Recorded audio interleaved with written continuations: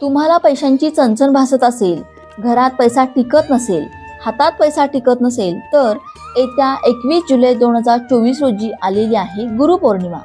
या पौर्णिमेच्या दिवशी एक उपाय नक्की करून बघा. हा ज्योतिषशास्त्रीय उपाय आहे आणि तुमचा ज्योतिषशास्त्रीय उपायांवर विश्वास असेल तर हा उपाय नक्की करून बघा. कोणता आहे तो उपाय सांगते ऐका. ज्यांच्या घरात धन टिकत नाही, ज्यांना सतत पैशांच्या समस्यांना तोंड द्यावे लागते, त्यांनी हा उपाय करावा. धन मिळवण्याचा एक प्रभावी उपाय म्हणजे पौर्णिमेच्या दिवशी माता लक्ष्मीची पूजा करून 11 नाण्यांवर हळद लावून ते 11 नाणी माता लक्ष्मीच्या चरणी अर्पण करा आणि त्यानंतर दुसऱ्या दिवशी ही नाणी एका लाल कपड्यात बांधून ती आपल्या पैशांच्या ठिकाणी म्हणजेच तिजोरीमध्ये ठेवा. त्याचबरोबर माता लक्ष्मीच्या पूजेसोबत शंखाची देखील पूजा करा. तुमच्या घरात धनाचं आगमन होईल, त्याचबरोबर घरात धनाची आवकही वाढेल. बोला जय माता लक्ष्मी.